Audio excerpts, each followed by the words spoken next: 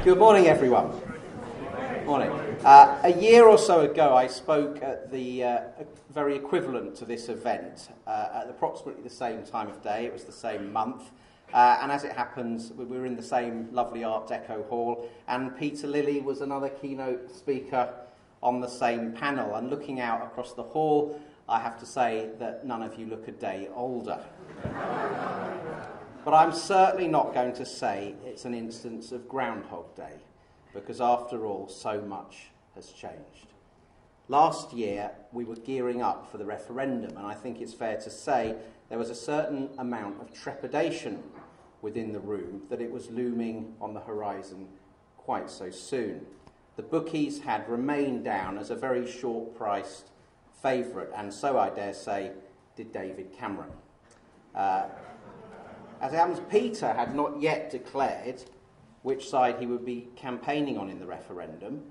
Mr. Cameron was yet to conclude his much-anticipated renegotiation, but I think I can recall getting an inkling that Peter was probably headed in our direction, and I left the conference feeling very happy about that, because I always recognised that having voices on our side who were judged to be less hardline, less zealous, open to listening to all the arguments when Cameron did come back with this so-called renegotiation, would be incredibly useful and incredibly important, particularly when it came to persuading swing voters to back Leave.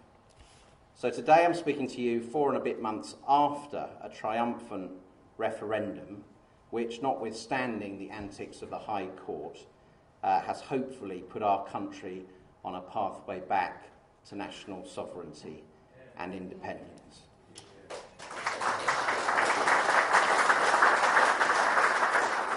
And ladies and gentlemen, that, I say, is the most fantastic triumph.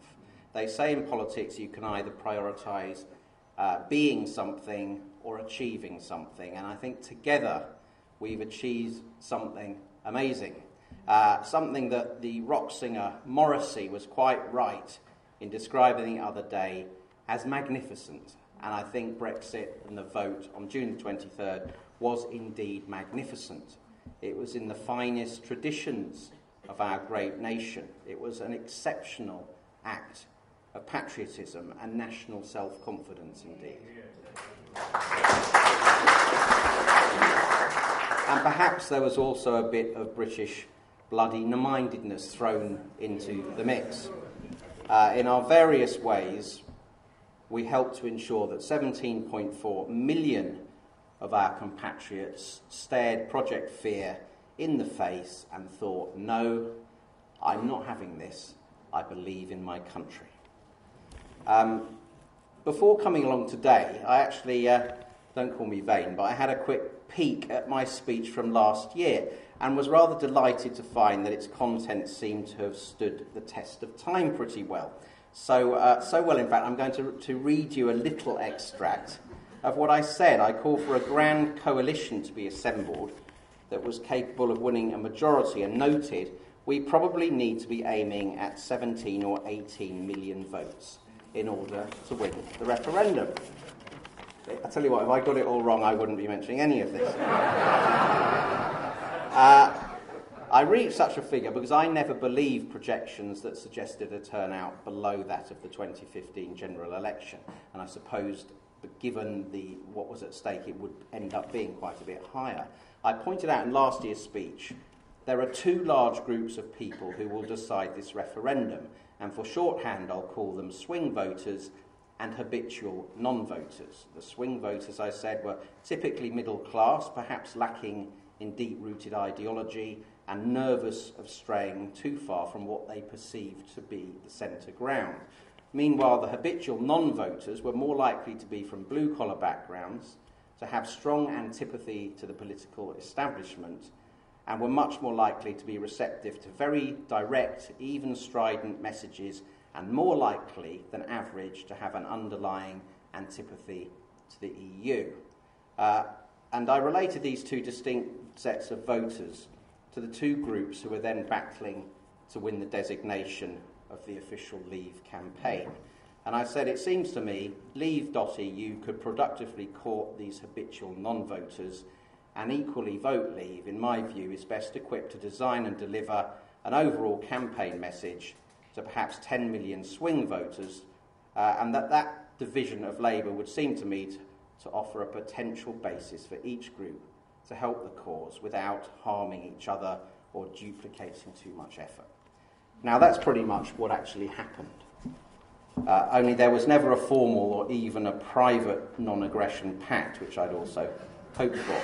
And I'm afraid there are still several leading lights of the anti-EU movement who would rather sit down to break bread with Peter Mandelson or Anna Soubry than they would with each other. I think you'll give me Mandelson, but perhaps I was stretching a point with Anna Soubry. My simple feeling is this: why can't everyone concerned just admit it was a collective effort? Turnout was up everywhere, but particularly in blue-collar areas such as former mining communities and economically overlooked coastal towns. And that suggested to me that Leave EU and Nigel did connect with that group. And hopefully everyone would agree that without Nigel Farage and UKIP, we would never have had a referendum in the first place.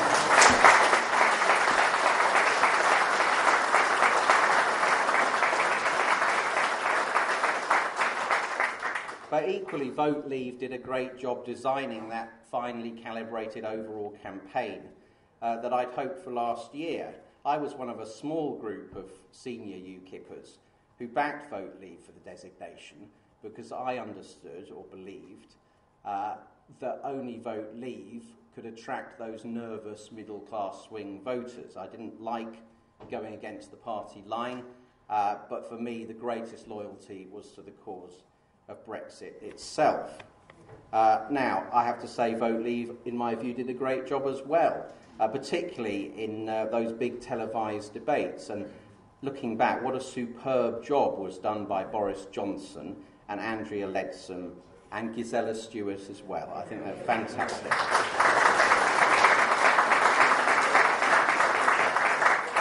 And I'm quite sure the Remain campaign, seeking to scare back those swing voters into line, would have desperately hoped that Nigel's controversial Breaking Point poster would have dominated the Wembley debate, the big debate just before polling day.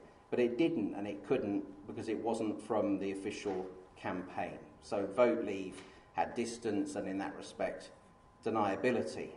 But equally, Nigel was free and Leave.eu were free to pitch those messages in the areas where they actually would get people out to vote. So it worked, didn't it?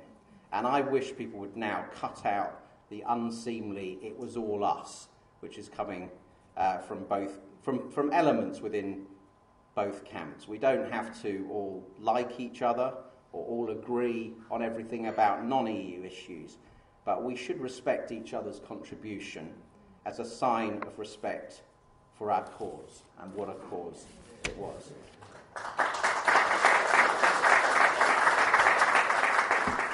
I will never forget, and it will count as one of the happiest moments of my life, in the early hours of June the 24th, whereas it's a constitutional necessity in Britain, it was the voice of a Dimbleby that said, right, that's it, we're out. Fantastic. But of course, it wasn't literally true in the present tense. We'd voted out, but we weren't out, and we're not out yet. I feel we were then in the case of prospective first-time buyers who'd heard we'd had our bid for the National House accepted. But here we are 4 months or so down the line, and I think the gnawing anxiety is building. We seem to be stuck in an interminable chain, don't we? And even worse, the lawyers have got involved.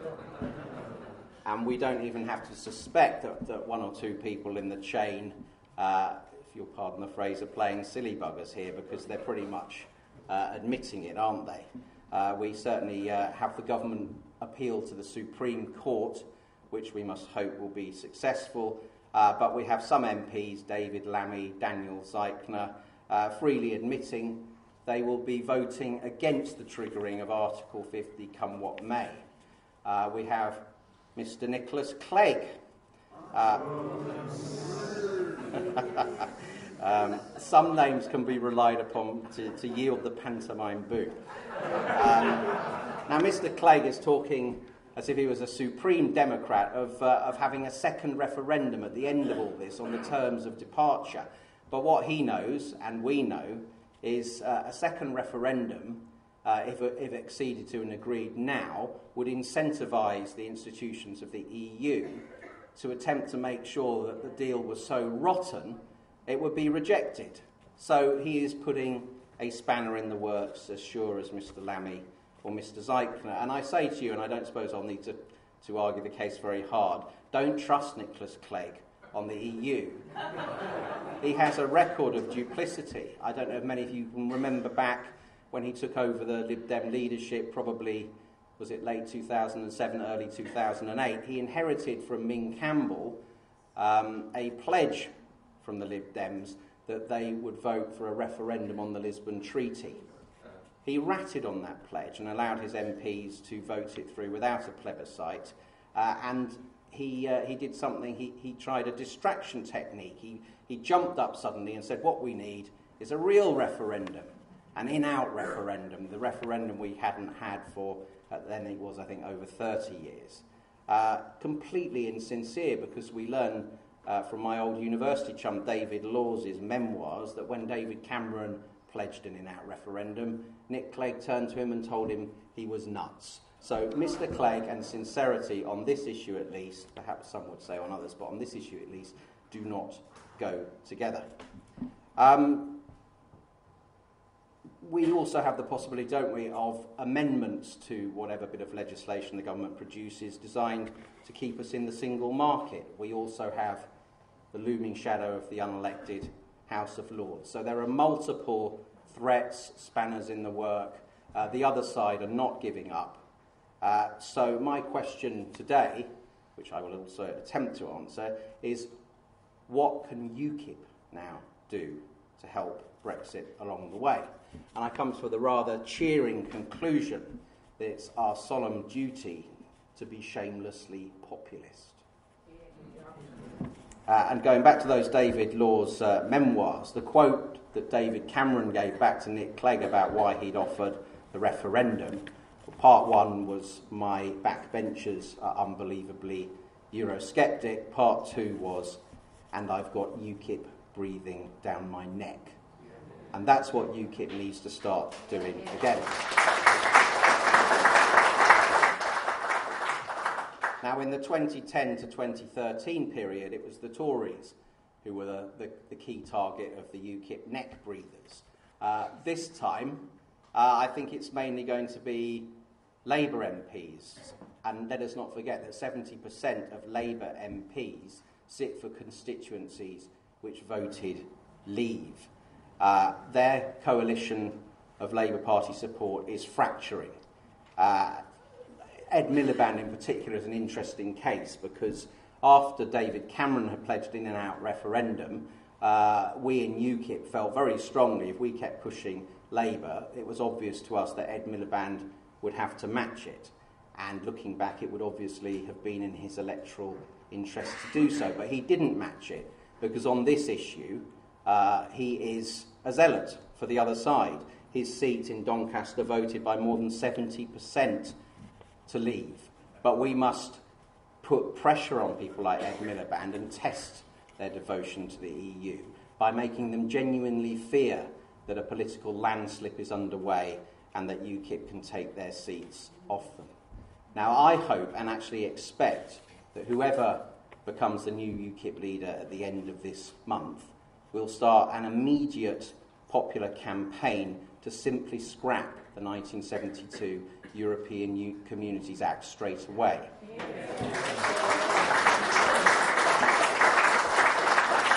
Now, if people were, such as Dominic Grieve were in the room, which I admit is rather unlikely, that would undoubtedly, that statement alone would bring him out in hives and he'd be consulting all sorts of legal small print to say that Britain simply couldn't do that.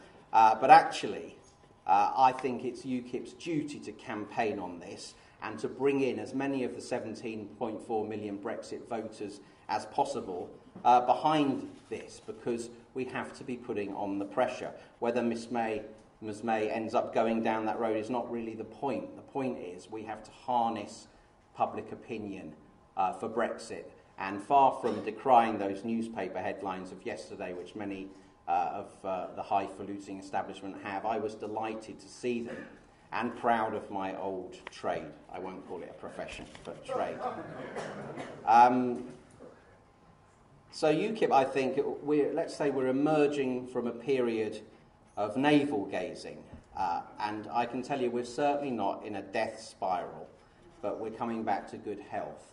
I'm told by the people whose interest it is to know this, that our donor base is quite buoyant, the money's coming in, we have sufficient funds to keep the wolf from the door, which is perhaps something we should have tried harder to do in Strasbourg a few weeks ago.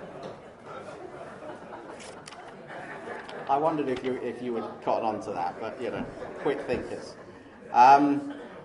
Now, finally, a few remarks then about the actual title of the conference. What does Brexit mean? I think it's quite obvious yet that we don't know, because the precise terms are being battled over.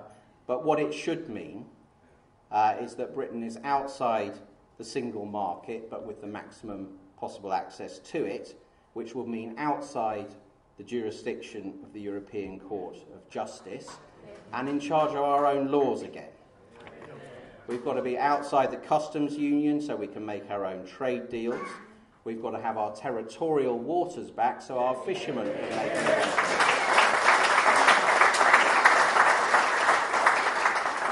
And we need our borders back, our border control back, so we can control the rate of immigration. And of course, the final thing we need is our money back. And it's not, as we heard from the previous distinguished speaker, it's not an insignificant sum of money. Now, perhaps if the government were looking at that array of aims, it might conclude that if you have to yield a little bit on one in a transitional sense, that the money might be a lever we can use. Now, as a UKIP speaker, I'm not going to give any succour to that point of view, but there may be Tory Brexiteers who think a few years of giving something less than 1% of public spending over in order to advance negotiations against, I don't know if you call them a partner or an adversary, but what we do know is they're short of cash. So that may be a route the government chooses to go down. They shouldn't expect UKIP to give him an easy ride if they do, however. We're in a tug of war here. And the other side will keep dragging us away from our goal. At the moment, they're so shattered by what happened on June the 23rd that hardly any of them will say they want to keep us actually in the EU and thwart the vote altogether. But if they make progress in this tug of war in their direction, they're not suddenly going to stop.